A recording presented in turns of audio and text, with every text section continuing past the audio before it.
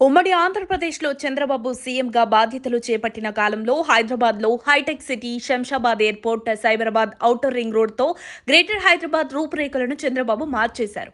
నాడు హైదరాబాద్లో హైటెక్ సిటీ, నేడు అమరావతిలో క్వాంటమ్ వ్యాలీకి చంద్రబాబు రూపకల్పన చేశారు. అదే కాక కేంద్రంలో ఎన్డీఏ కూటమి ప్రభుత్వం ఏర్పాటులో చంద్రబాబు కింగ్ మేకర్ పాత్ర పోషిస్తున్నారు. 2024లో సీఎం అయ్యాక సంక్షేమం, అభివృద్ధికి ప్రాధాన్యతనిస్తున్నారు.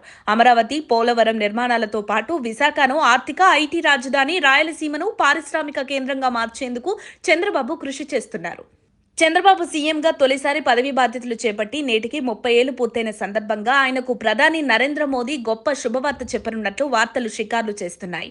అయితే చంద్రబాబుని ప్రధానమంత్రిని చేయబోతున్నారా అనే అనుమానం ఇటు టీడీపీ కార్యకర్తల్లోనే కాదండోయ్, అటు దేశవ్యాప్తంగా నెలకొందట.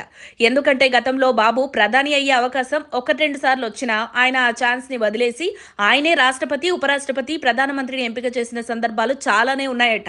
సో మళ్ళీ ఇన్నేళ్ల తర్వాత దేశం చంద్రబాబు వైపు చూస్తుందా అంటే రాజకీయ పండితుల నుంచి అవుననే సమాధానం వినిపిస్తుంది. ఎందుకంటే ఇప్పుడు కేంద్రంలో ఎన్డీఏ ప్రభుత్వం అధికారంలో ఉందంటే ఒకంత చంద్రబాబు పాత్ర కీలకమని చెప్తుంటారు. చెప్పాల్సిందే, అదే వాస్తవం. ఇటు చంద్రబాబు, అటు నితీష్ మద్దతు లేకపోతే కేంద్రంలో ఎన్డీఏ అధికారం కోల్పోయే పరిస్థితి ఉండేది. అయితే ఇలాంటి సందర్భాల్లో మోదీ రిటైర్మెంట్ త్వరలో జరగనున్న ప్రచారంలో భాగంగా తర్వాత కొత్త ప్రధాని ఎవరు అనే అంశం తెరపైకొచ్చింది. అయితే దేశాన్ని అభివృద్ధి బాటలో అద్భుతంగా నడిపించే నాయకుడు ఎవరు అనేది మోదీకి ఎదురవుతున్న ప్రశ్న. ప్రధానిగా మోదీపై కొంత విమర్శలు వచ్చినా కూడా ఓవరాల్ గా 3 సార్లు సక్సెస్ ప్రైమ్ మినిస్టర్ గా కొనసాగుతున్నాడు. ఈ క్రమంలోనే ఆయన తర్వాత చంద్రబాబు ప్రధాని అవ్వనున్నాడా? మోదీ తర్వాత అమిత్ షా, యోగి అర్హులేనా?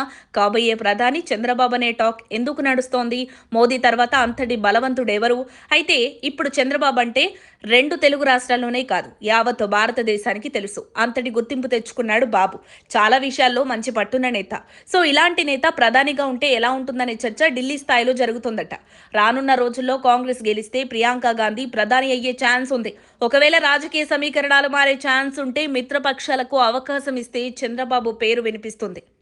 ఇది సాధ్యమయ్యే పనేనా? మోదీ కంటే బాబు వయసులో పెద్దోడు. తొలుత నుంచి కేంద్రం పెద్దలు టీడీపీపై పాజిటివ్ గా ఉండటంతో భవిష్యత్తులో అసలేం జరగబోతుందన్న చర్చ జరుగుతోంది. దేశ రాజకీయాల్లోనే పెను సంచలనం రేపుతున్న టాపిక్ ఇది.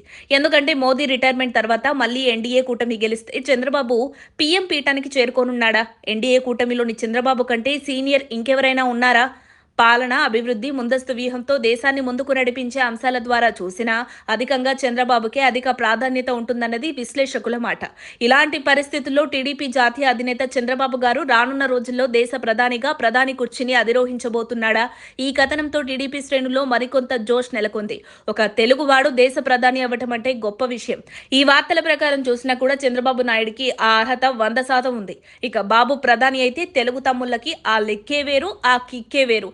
ఇక రానున్న రోజుల్లో మళ్లీ ఎన్డీఏ అధికారంలోకి వస్తే ప్రధాని రేసులో చంద్రబాబే ఉంటారనటంలో ఎలాంటి సందేహం అక్కర్లేదంటున్నారు విశ్లేషకులు. మరిన్ని అప్డేట్స్ కోసం మా కాయ్ టీవీని సబ్స్క్రైబ్ చేసుకోండి.